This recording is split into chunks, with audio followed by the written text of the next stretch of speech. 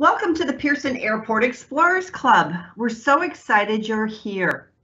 Today's the last of our summer series of camps, and we want to thank those of you who have joined us at our 2 previous camps. We will be holding more camps later in the fall, so stay tuned for more information. Before we move along, I want to introduce myself and a few of my friends who will be helping me today. My name is Catherine. I'm the one in the top left-hand side, and I'm very lucky to be working at Toronto Pearson. My job is in community outreach, so that means I get to go out into the community and meet with all our neighbors to talk about all the fabulous programs and things that we do at Toronto Pearson. And I want to introduce you to a couple of my friends. Kathy, you want to tell everybody who you are and what you do? Hi, Catherine. Hi, Airport Explorers. My name's Kathy, and I'm the person to the right of Catherine, and I'm the senior officer. I do similar things that Catherine does, and I work in the community as well to engage them about the airport and educate everybody. And I just love doing that. It's so much fun. Hies, what do you do? Good afternoon, everyone. I'm Hies. I'm in noise management, so we really try with all the folks at the airport to make sure that the planes are as quiet as possible and really teach all the residents around the airport about how the airport operates. And you'll see a picture of me on the bottom left, and then last we have Russ. Hey, Airport Explorers. I'm Russ. I'm the airport tour guide, and I get to have a lot of fun driving around on what we call airside, so inside the fence, but outside the terminal buildings. Just like that picture of Hies there with the bald hair, I'm the same, but I'm the other guy on the other side, and he's in front of a bunch of trucks out on the air side. We'll talk to you later. Hey, Russ, I think Russ has got the best job anyway.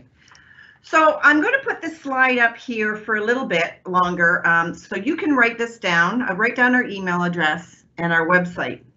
We'll put it up again later, but I just want to leave it up here for a little bit longer so you can write this down, because later in our camp today, we're going to be giving you a special assignment, and we're going to ask you to send that special assignment to us.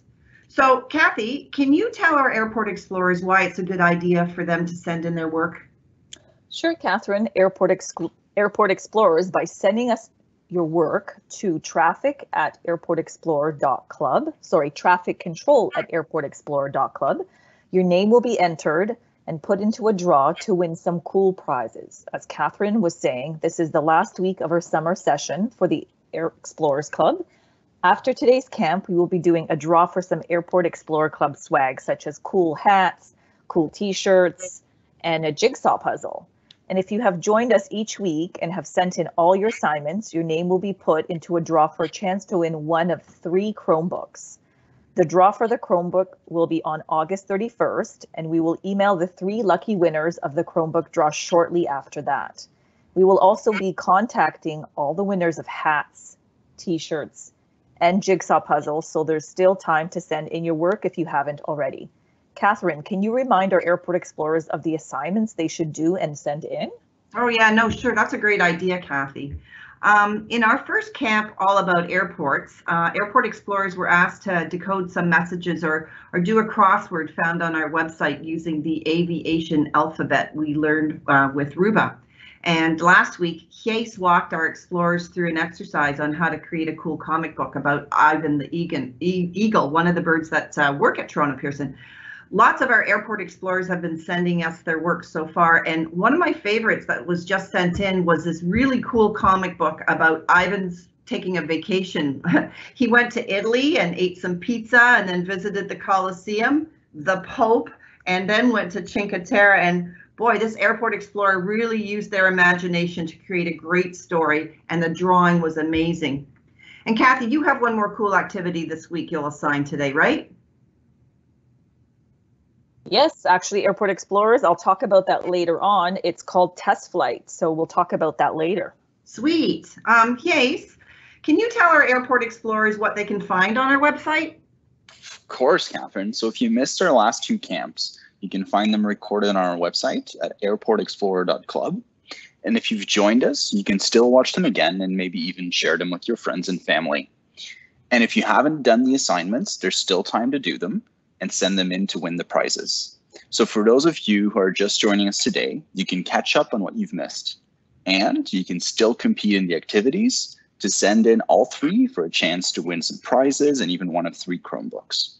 So after our visit today, if you're interested in learning more about airports, sign up on our website, airportexplorer.club, to join the club and to find out more stuff and interviews. We'll also post the dates for our next round of camps that we're planning for the fall. So you can sign up again and have so much more fun. Oh, great, Hayes, that's all good to know. So explorers, remember that you still have time to go back to the recordings of the camps we did the last couple of weeks and do the assignments and for a chance to win one of 3 Chromebooks. So Hayes is going to take the presentation today, but what I'm going to do is I just want to let you know how the camp is going to roll out today. So first, as I said, Hayes is going to talk us through a slideshow, and we're going to be talking about, it's a good science lesson today, because we're going to be talking about science and weather and the science of aviation. And Hayes will also give you some extra insight and information. And remember, as we go through this deck, make sure you pay attention to some of the clues, because that'll help you later on when we play trivia. And then Russ, he's going to take us on, he has a special visit planned for us today. He went airside, and he'll show you up close the different parts of an airplane. Next, Kathy and I will play trivia as we did last week. So as I said, make sure you pay attention to some of the hints we're going to give as we go through the presentation and then when we meet with Russ. And after trivia, we're going to talk to Russ about some of the questions that came in last week. So unfortunately, we have so much to cover in the hour we're together that we don't have time to answer your questions you send in the chat box. But Russ will attempt to answer any of the questions that came in last week. And then as Kathy was saying, we're going to end our time with her, who will walk you through an activity you can work on after this camp. And then remember, send it to us or a picture of it to us, and you'll have to our traffic control at airportexplorers.club for a chance to win prizes. Okay, Hayes, are you ready to go? Roger that, Catherine. Airport Explorers, let's go. So like Catherine said, today's presentation will be all about weather and the science of aviation. So did you know that even without any people, luggage, or fuel on board, the average airplane weighs about 90,000 pounds? That's about the same as 350 professional hockey goalies with their pads on. So that's really a lot of weight. And then you're wondering, if planes are so heavy, how in the world do they fly? How do they fly in bad weather? And a word that we hear a lot, turbulence, what is that anyway? Let's find that out today. That's a lot of interesting stuff. So we're going to talk about what we call the Fantastic Four. So there are 4 forces that enable an airplane to fly. Those are called thrust, drag, lift, and weight. I got to ask you a question. Hayes? Yes, Catherine? What do an airplane and a Jet A Knight have in common? They all use the forces, I think. Yes, very good. Now remember this, Airport Explorers, here's a little hint. You might see a question coming up about how many forces there are to fly a plane, needed to fly a plane. So we'll start with the first of the 4 forces, which is called thrust. So when you're in an airplane and the airplane is taking off, you'll feel like you're being pushed back into your seat. It's like when you're in a car and the driver speeds up. You'll feel thrust. So thrust is pushing forward. That's created by the airplane's engines, pushing air backwards. So there's 2 main types of engines that you'll likely see around Toronto Pearson Airport. The 2 that you see underneath on the left are propeller, and on the right, a jet engine. So propellers spin really, really fast and push air backwards, sort of like a reverse fan. And then the jet engines on the right are really shaped like tubes, and they burn fuel. The heat of that burning fuel forces the air in the back and shoots it out of the tube at a high speed. So did you know that to have enough thrust to fly an Airbus A380, so one of the biggest planes that we see at Pearson, from Toronto to Dubai, the airplane actually needs $100,000 worth of fuel. That's crazy. Now this is something, again, pay attention to this slide, Airport Explorers. You might see something come up later. And then Case, where would you normally see propellers? Are they on bigger planes or are they on the smaller planes? So we usually see a lot of the propellers on the smaller planes, so for the planes that are heading for shorter distances than the jet engines do. Good to know. And then we've arrived at our second of the 4 forces, which is called drag. So an air, it can feel like it's a little bit empty, but it's actually made of moving molecules that give air kind of weight. When it's really windy, that air can actually push objects or people over. And when an airplane moves forward, it has to push the air out of the way. And the force that's then created is called drag. And to be able to fly, a plane's thrust has to be stronger than the drag. So the forward force has to be a lot stronger than the backward force. And planes are specifically designed so that there's as little drag on the plane as possible. Now, if you want to experience that drag for yourself, try running forward, holding a big piece of cardboard in front of you, and you'll really feel the force. I will have to try that. Then the third force is called lift. And that's a really, really important one when we talk about flying. Lift is really just what it sounds like. It allows the planes to go up in the air. Is that why planes have to take off? Remember we were talking about that in our first camp. Is that why planes have to take off with the wind facing them? Yeah, and the wind plays a really big factor there, Catherine. If we go to the next slide, we'll actually really see what that wind does to the wing of an airplane. So there was this really, really brilliant guy called Bernoulli who came up with a principle that really said that thrust that pushes a plane forward, the air molecules flow above and below the wing of the airplane. And the air molecules actually get pushed together under the airplane. You see that with the big arrows underneath and the smaller arrows on top. So that creates higher pressure on top and lower pressure underneath. And that's what we call lift. That's what allows airplanes to really take off. So Bernoulli came up with that principle, and we really want you to remember that name, Daniel Bernoulli. And he came up with that principle that we now call that force of lift. Interesting. Bernoulli. I'll have to remember that. Say that a couple times, Catherine. Oh, that's a mouthful. And then we've arrived at weight. So that's the last of the 4 forces. You know all about weight, actually. It's just a force of gravity that pulls things towards the earth. On an airplane, it's really important that the weight is balanced so the plane stays under control of the pilot. And a really tricky bit there is when the plane is flying and fuel is burning during the flight, the weight of that airplane actually changes. And that's something that the pilot needs to keep an eye on to make sure that they keep steady control of the airplane. And a tip for explorers, did you know that an average sized airplane like a Boeing 737 can carry up to 40,000 pounds of fuel? That's a lot of fuel. Wow, that is a lot of fuel. So all those 4 forces together is really what creates an airplane to be able to fly. So again, those 4 forces are thrust, drag, lift, and weight. And they all work together to make sure that the airplane can take off and stay in the air. Early planes were really, really light, like you see on the picture to the right. They were mostly made of paper and wood, and they didn't have to create that much thrust to be able to fly. But nowadays, planes are a lot heavier, they're a lot bigger, because we want, of course, to carry more people and cargo and luggage in them. So the invention of jet engines that produce a lot of thrust was really important. Every part of a modern airplane is really designed to make sure that flying is as easy and as smooth as possible. Now, how does a pilot actually fly? How does that work? And what do they use to steer that plane? So one of the most important parts for changing speed and direction of a plane is what we call the throttle. And the throttle is an instrument in the cockpit that controls the amount of power that's been sent to the engines. Pushing the throttle forward increases the engine power, which makes the plane speed forward. And pulling back on the throttle decreases the power and the speed of the aircraft. Okay, so I'll have to remember that. So the throttle is what you use to change the speed and direction in a plane, not a steering wheel. Okay. Exactly, Catherine. Good. Okie dokie. So what else do pilots use So another thing that's really important on our aircraft is what we call the flaps on the wings. You'll see the arrow going to the flaps there. And the flaps are actually there to create drag, something that allows the planes to fly at a lower speed.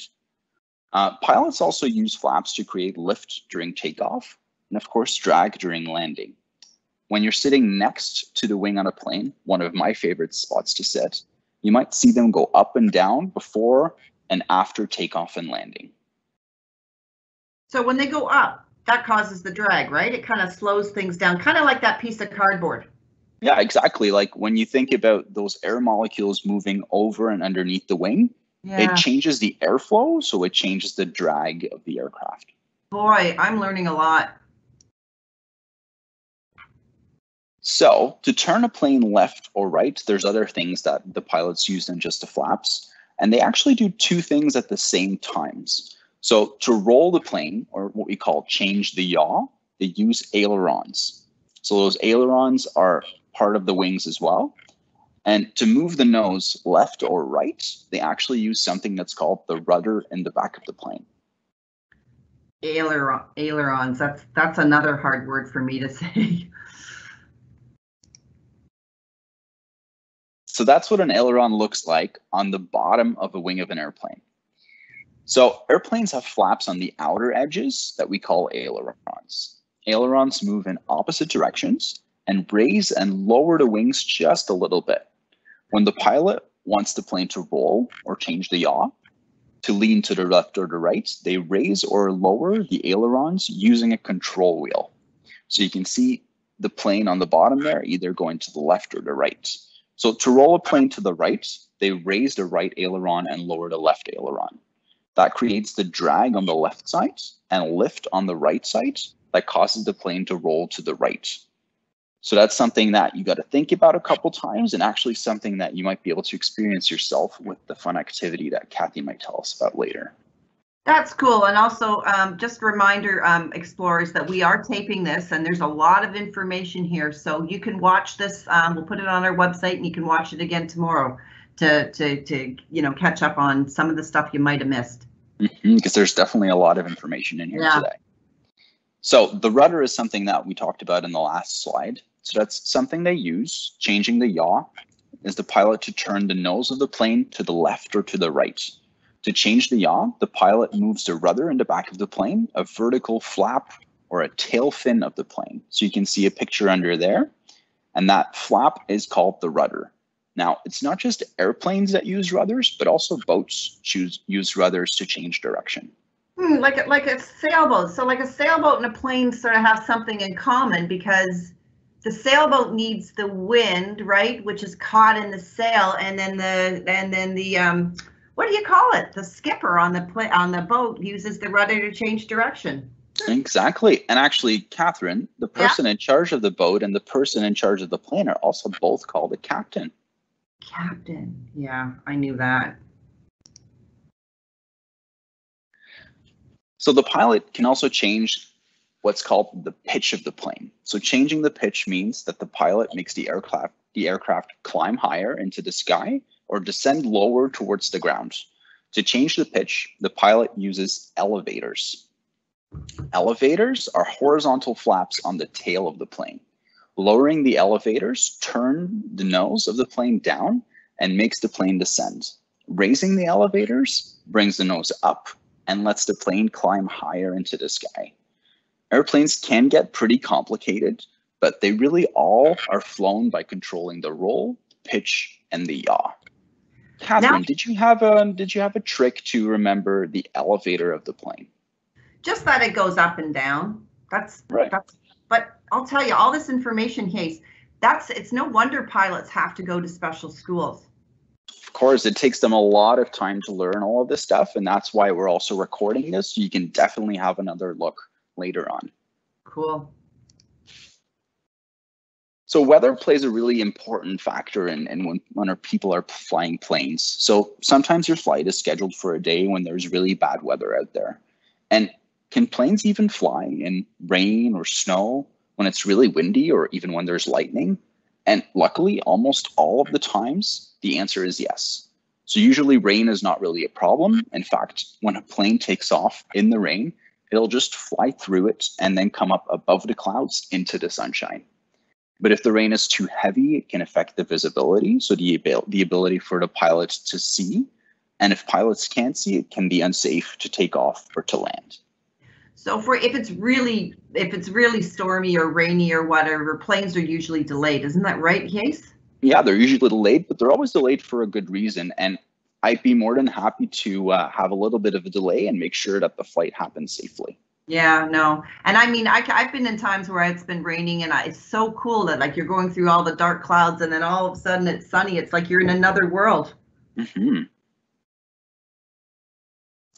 So one of the really cool planes that we get at Pearson is the one you see on top. It depicts a scene from Frozen. And that brings us to another topic for weather. So freezing rain and snow can really be a problem for airplanes. Ice on the wings of the aircraft can affect the lift by really disrupting the airflow that goes on top and underneath the wing.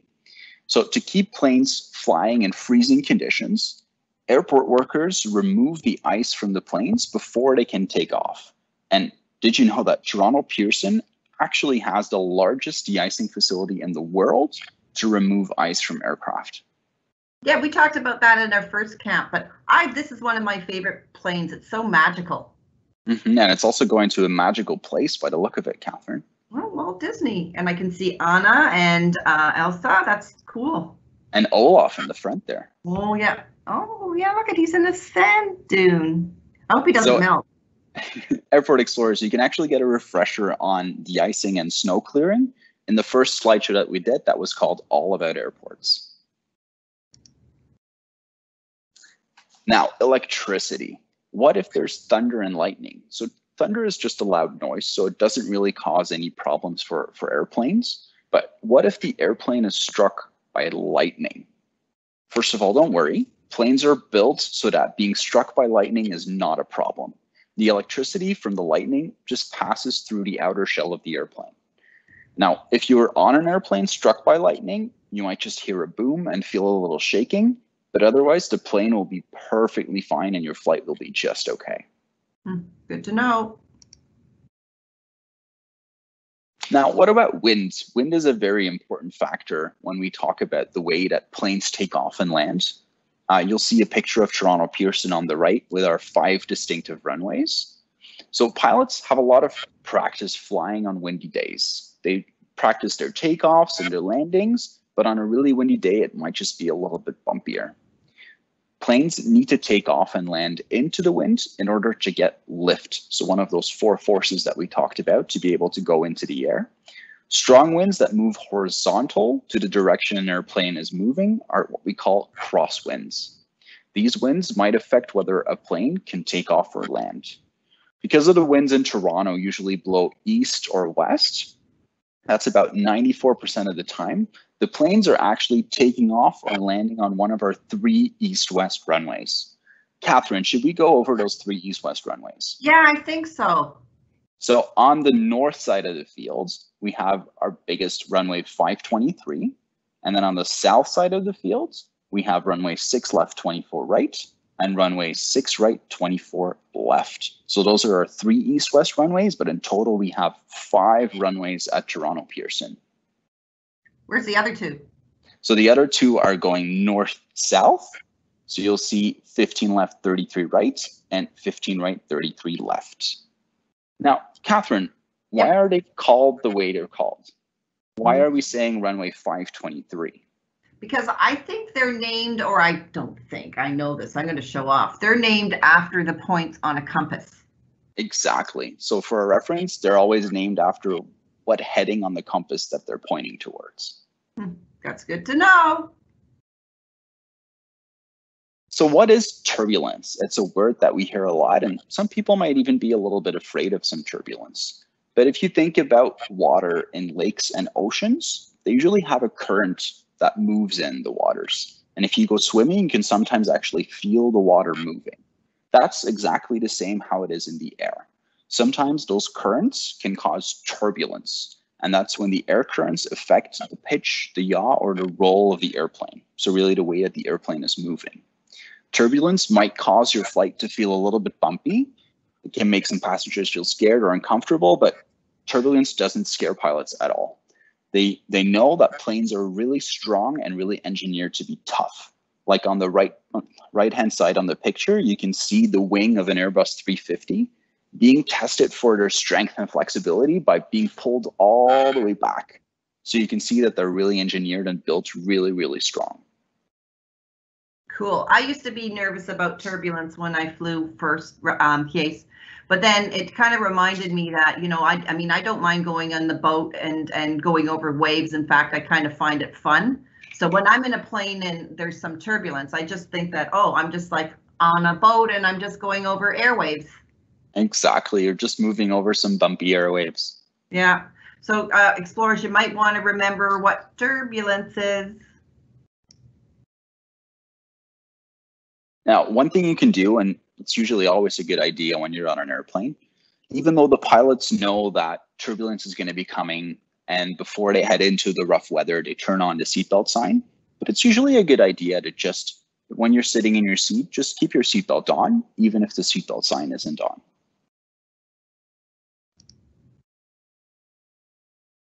So that's really, in a nutshell, the science of how planes fly with those 4 forces, remember that, and how they stay in the air. So modern planes really are amazing machines. And now that we know all about how planes fly and how different kinds of weather impacts that, are we all ready to take off? I think so. Now, Case, what kind of plane is that? This is a really cool plane. I'm not going to do any spoilers because I'm pretty sure Russ visited this plane a little bit earlier on. Okie dokie. So, well, thanks. That was really, really interesting. And so before we go in and visit Russ, I just, as Case mentioned before, we've got this presentation, we're recording it. So tomorrow we'll have it up on our website so you can watch it and become experts in the science of aviation. So let's see what Russ is up to. We're here out on the apron at Toronto Pearson Airport. This is what we call the place where they park the airplanes that aren't flying right now. So these might not be flying till later today or maybe tomorrow. This is what we're looking at here is one of Air Canada's Boeing 787-9 Dreamliners. So it'll seat 300 passengers. This is pretty cool. They have 29 of these in their fleet, plus a shorter version they call the Dash 8 version. So what you see here with the rondelle or the logo on the Air Canada on the tail, there's a rudder there that would flip like this, and that helps provide movement for the aircraft from left to right when it's in the air. And then sticking out on both sides, we have the horizontal stabilizers. So those would go, they have elevators on them, they go up and down, and that again helps the plane when it's flying. So we've got a lot of different things on this airplane. We're going to take a look. So we have a pretty cool big door you can see there where they put baggage or cargo depending on the type of airplane and the way they've configured it for that use. But there's big metal containers would go inside there off of a lift truck that would take them in. And then if we look over this way, we've got the wing where my favorite part is the wing tip where it curves up. When this plane is flying, it actually looks almost like a bird. So this is just an absolutely spectacularly beautiful airplane. So here we are in front of one of the 2 Gen X 1B engines that they have on the Dreamliner. If you look carefully at the tail or the back of the engine, you can see that it's got some scalloping. That's a unique shape, makes it much quieter. This is a very, very efficient engine. You'll see these on newer planes as they start getting developed later on. And then if you look back at the wing, you also can see like one of the ailerons are down there. There's flaps, aileron spoilers, or all these things that help the aircraft when it's flying, help, you know, whether it's moving up or down or sideways or just dealing with wind and turbulence and things like that. So now we're underneath the wing of this Boeing 787, and you can see there's 4 big, massive tires attached to what's called an oleo or the strut, and there's a braking system within that. Across the plane, we have 4 more wheels under the wing, and then 2 under the nose there. And what's really cool with these airplanes is when they're flying, when they take off, as they get airborne, you'll hear them say wheels up. That's this door dropping down right here, and the wheels go right inside the plane, and then the doors all close, and it makes it very efficient and streamlined. So hopefully you got some really cool views today. This is a pretty neat airplane, and it's really nice to be able to come out here on the apron. If you study hard, You might be able to work here at the airport at Toronto Pearson or any other airport, or be a pilot or fly on the plane even as a passenger. That would be really good. So Airport Explorers, study hard. Over and out. Wow, that was like super cool. Did you see how big those tires were? They were almost the same size as Russ. So you can imagine that was a pretty big plane Russ was underneath. So Kath, we're playing a little trivia today, right? Yes, we are, Catherine. Today's activity is called Test Flight. No, we're playing trivia, Kathy. Oh, yes, we're playing trivia. Sorry. Yes, we are playing trivia. Ahead of yourself. This is what happens when we're live. I know you're excited about that activity, but let's play some trivia while it's all fresh in everyone's mind. Yes, let's play trivia. I hope everybody was paying attention. Let's go. Let's see our first question. Okay, but yeah, remember everybody had the clues, and what we're going to do though is we're going to ask you 10 questions, and we're going to give you a chance to answer these in your head at home. So challenge your brothers or sisters or friends or parents who are with you, and let's see who can get the most questions right. And just remember, this trivia is just for fun, so you don't need to email your answers. Just play at home. So, are you ready, Kath? I'm ready. Let's go. Okay, question number 1, Airport Explorers. How many different forces act on a plane and allow it to fly? I remember this one. Let's see what our options are, Catherine. Oh, is it 2 forces? Is it 3 forces? Is it 4 or is it 5? Airport Explorers, I know this one you guys remembered and were paying attention. Let's see what the answer is. 4. If you picked 4, that is correct. The 4 forces. Let's see if you remember what they were. They are lift, thrust, drag, and weight. You know how I remembered that? How? The forces, because I remembered making that really corny joke about the Jedi Knight planes They use the force. They use the 4. Forces. 4 forces. Okay, question number 2, Airport Explorers. Let's see question number 2. Toronto Pearson has 5 runways. True or false? Do you think it's true or false? I remember this one because I remember Hies asking you to name all the runways and to let the Airport Explorers know how many and what they're called and what they're named after. What do you think it was, Airport Explorers? Let's see. It's true. Toronto Pearson has 5 runways. How? Because remember in our first camp, we talked about Toronto Pearson being the largest airport in Canada. So it would need lots of airports for all the traffic. Yes. Oh my God. Most planes take off and land on the east-west runways. Those are the 3 east-west runways because of the direction of the winds. So in this photos, you can see operations for a westerly arrival, and the other one is operation for an easterly arrival. So depending on which way the wind's blowing. And planes need the wind for lift. Correct. Oh my goodness. You were paying attention, Catherine. I was really paying attention. Okay, let's see question number 3. How do airport workers remove snow and ice from planes? I remember this one. I think I remember. Let's see what our options are, Catherine. Do you think they do it by sprinkling them with salt? B, by pouring hot water on them? Or C, by going to the central de-icing facility and spraying a special green or pink de-icing fluid on the plane? Wow, sprinkling them with salt. What is it, like a giant French fry? I don't think it's a giant French fry. I think A is definitely out. It could be B. Do you think it's hot water? I don't think so. Okay, let's see the answer, Airport Explorers. It's the central de-icing facility. Toronto Pearson has the largest de-icing facility in the world, as you can see there. There takes many trucks to de-ice this aircraft. That was interesting. Do you remember that, Catherine? Yeah, I do. And what's the special green or pink goo called again? It's called, begins with a G, I remember. It's called glycol. Cool. Okay, let's see question number 4. Airport Explorers, what does the pilot use to fly the plane? I think Case gave you guys a hint on this. So let's see what our options are. Is it a steering wheel like in a car? Is it B, a throttle? Or is it C, a stick shift? Catherine, what do you think it is? Well, I remember laughing about it being a steering wheel because I think there's not enough room in a cockpit for a steering wheel. That would be, I've never seen that, but this photo could give us a hint. I don't think it's a steering wheel. I think we can just eliminate A. Let's see what the answers are, Airport Explorers. It's a throttle. That is correct. And where can we find this throttle? This throttle can be found in the cockpit of the plane. When you push it forward, it makes the plane go faster. Pushing it back decreases the speed. Interesting. Let's see question number 5. Oh. What is turbulence? That's a hard word to pronounce. Turbulence. Okay, let's see, Catherine, what are options? Hot and cold air currents that are like waves on lakes and oceans? Is it B, a weird kind of dance? Is it C, nobody really knows, but it's a hard word to say, turbulence?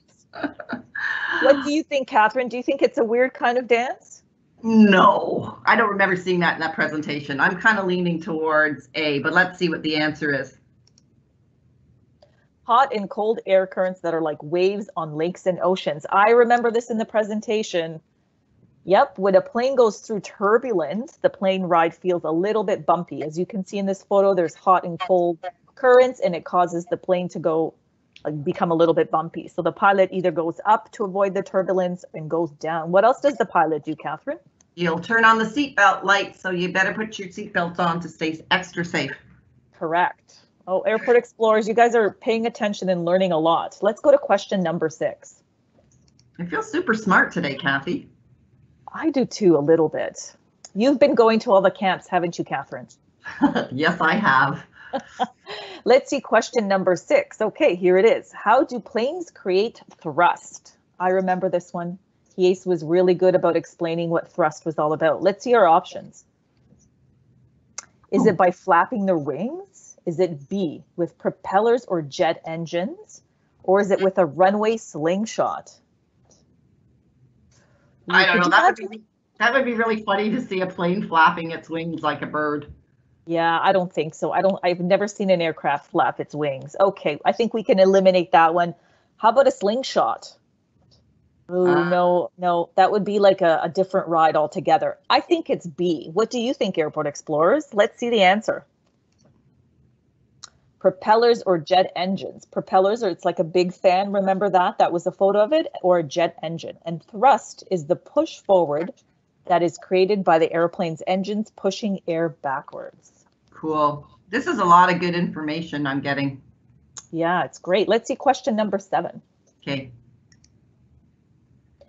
What part of the plane turns the nose of the plane, left or right? Airport Explorers, what do you think? Let's see the options. Is it the rudder? Is it the flaps? Or is it the throttle? I remember all of those, but I don't remember what the answer is. What do you think, Catherine? Well, I think I was remembering when I was talking to Hayes, it's got something common with a boat, right? So which one of these things is it's common with a boat? A boat has it too. Ooh, I think I know the answer. Airport Explorers, let's see what the answer is. Let's see what you guys picked. If you picked the rudder, that is correct. That is the rudder. And if you look here on this plane, it gives you all the different parts, and that little red circle, that orange part is the rudder. Cool. There's a lot of parts on the plane. I would like to be able to just look at this again and carefully go over each of the airplane parts. It's kind of cool. Yeah, it will be posted on our website, so you can go over this whole camp after again. Great. Thanks, Okay. Kat. Yeah, no worries. Let's go to question number 8. The scientific principle that explains lift was created by whom? Ooh, I remember this. I know the answer. Let's see what our options are. He had a hard name to say. He did. Was it Sir Isaac Newton? Mm. No. What did he create, Catherine?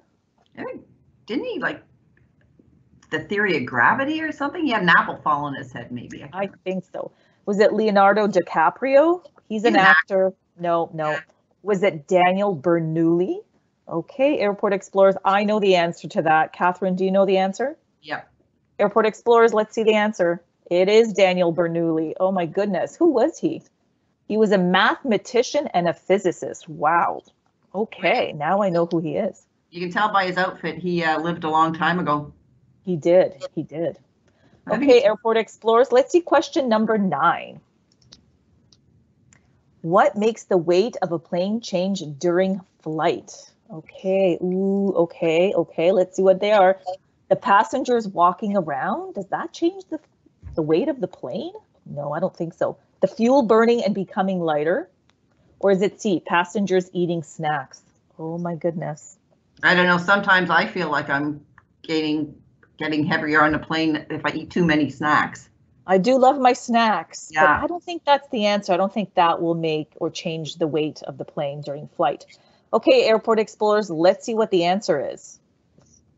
If you chose B, the fuel burning and becoming lighter is correct. Oh my goodness. And during the flight, the aircraft burns up its fuel, so the weight of the airplane constantly changes.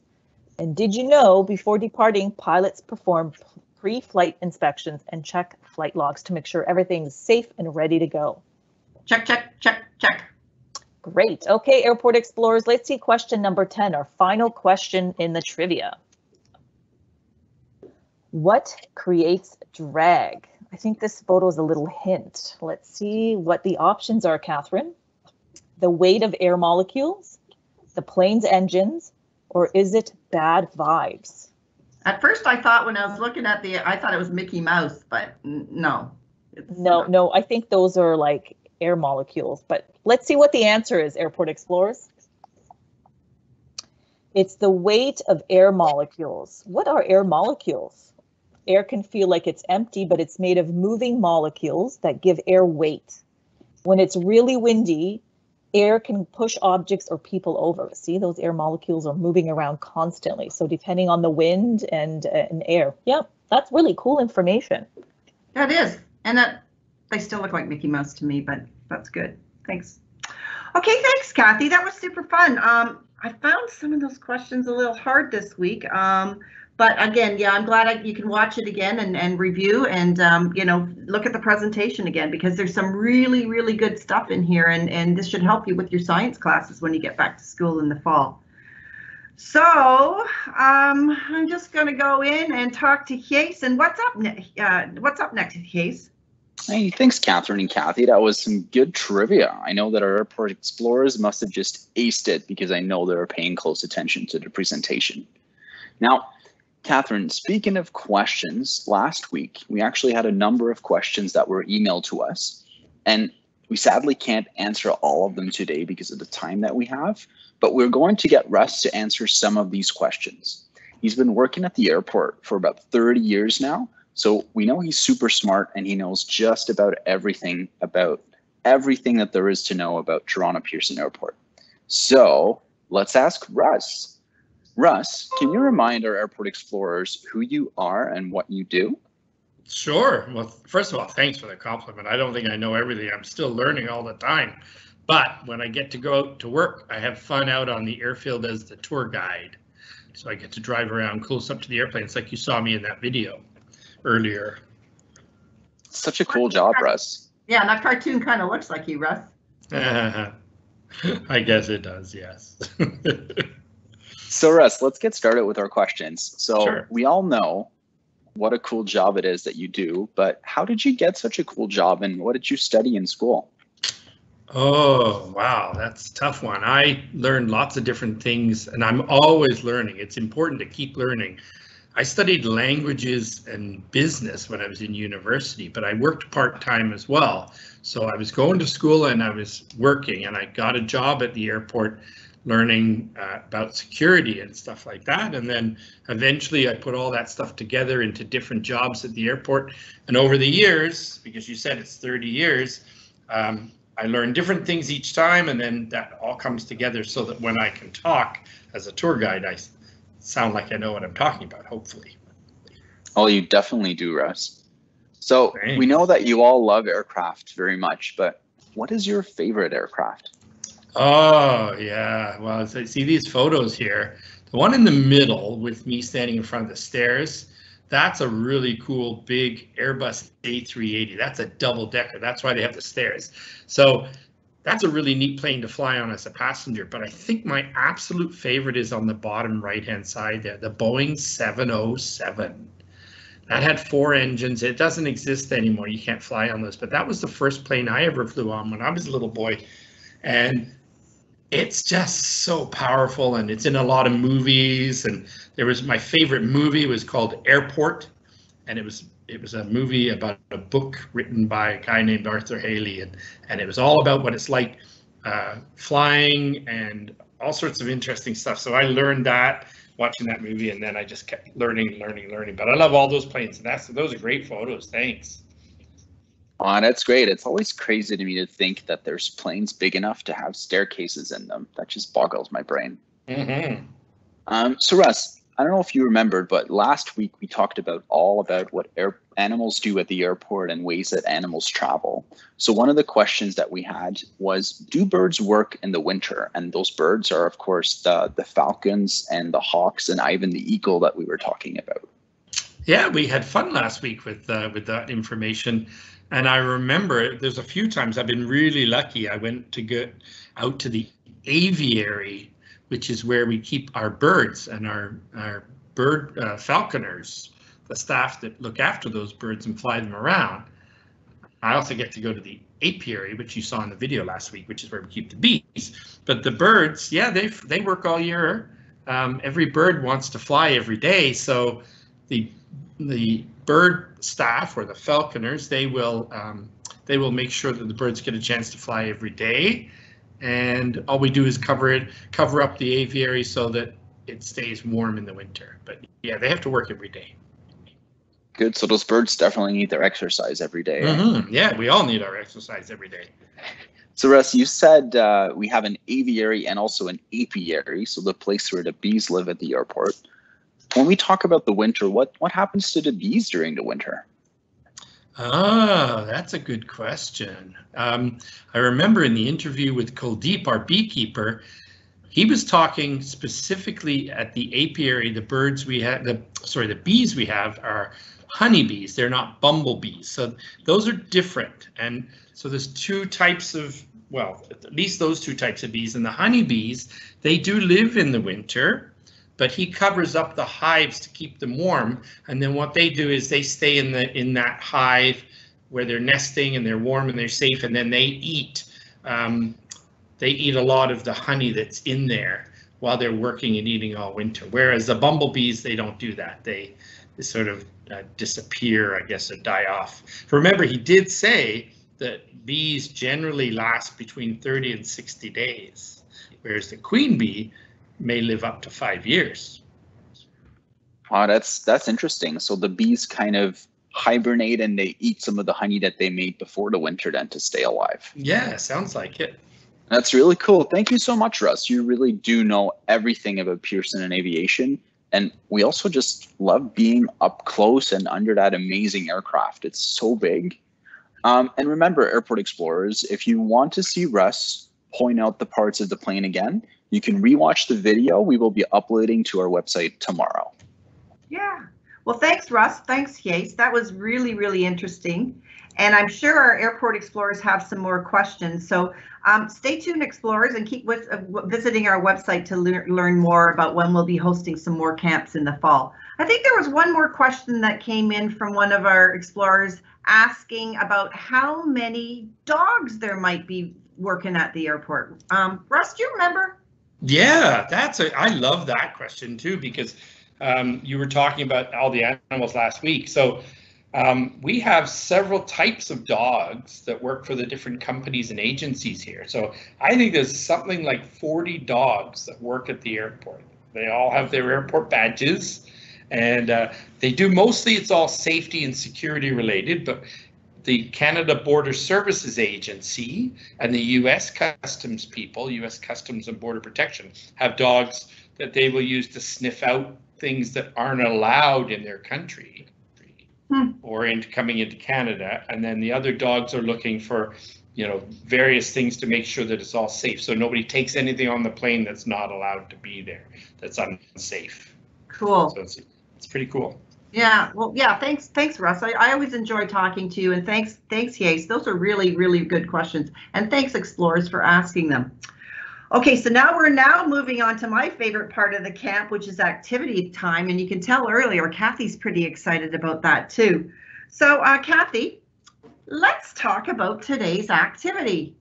Yes, Catherine, thank you. I was excited, almost jumped too far ahead. So Airport Explorers, today's activity is called Test Flight, building an airplane and testing to see how far it flies.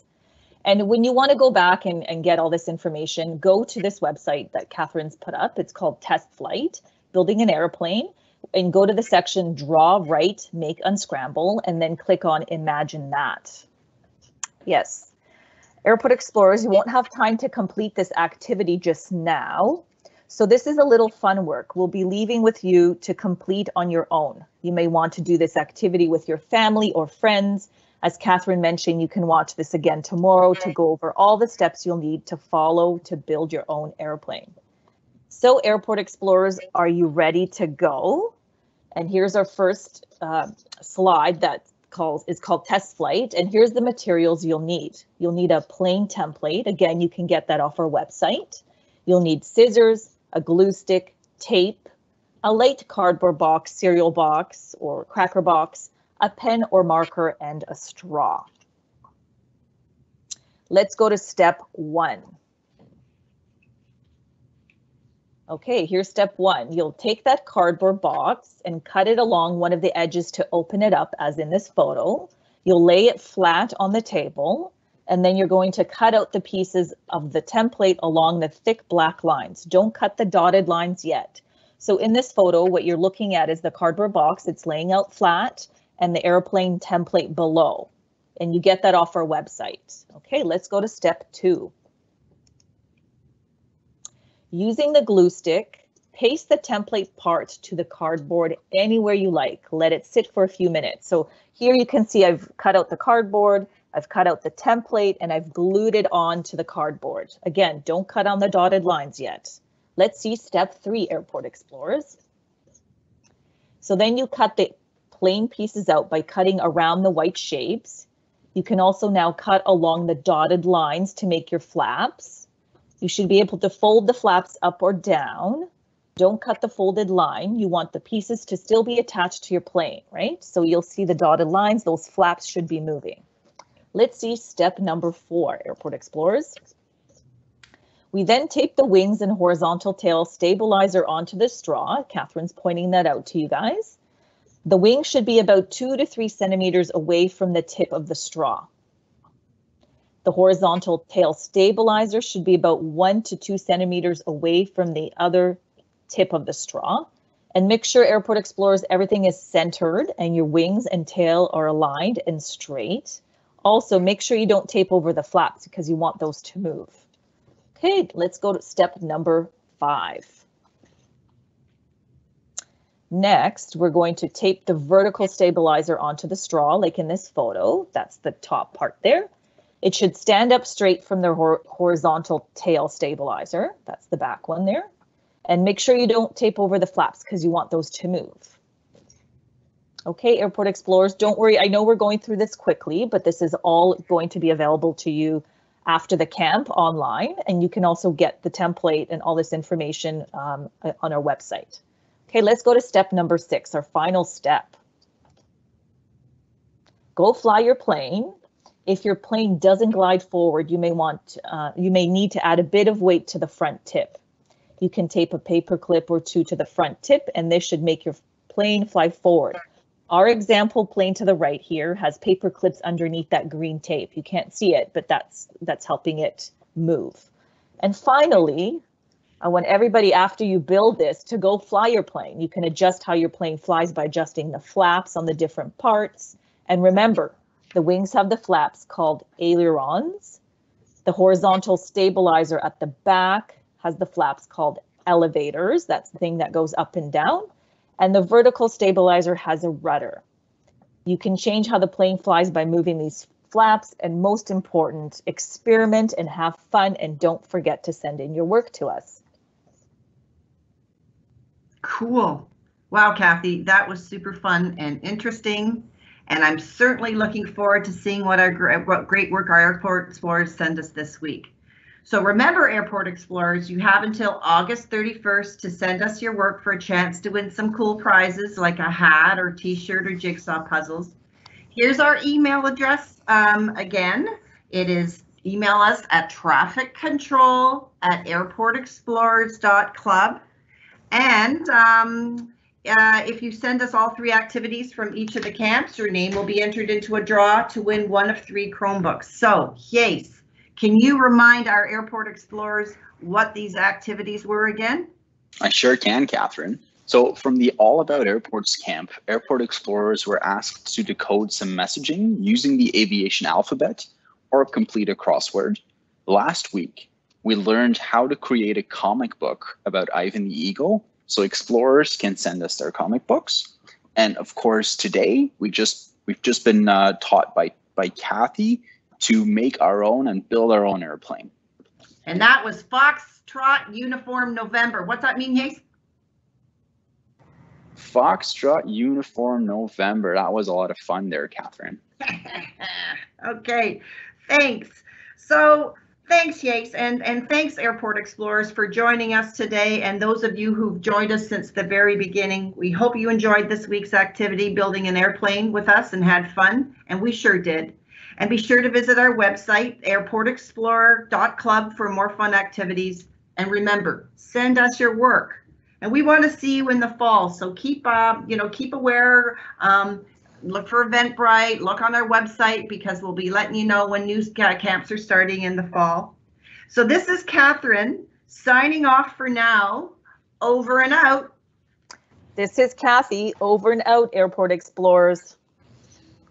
See you in the fall, Airport Explorers. This is Case. Over and out. And this is the Airport Tour Guide, Romeo Uniform Sierra Sierra. Thanks, everyone. Over and out.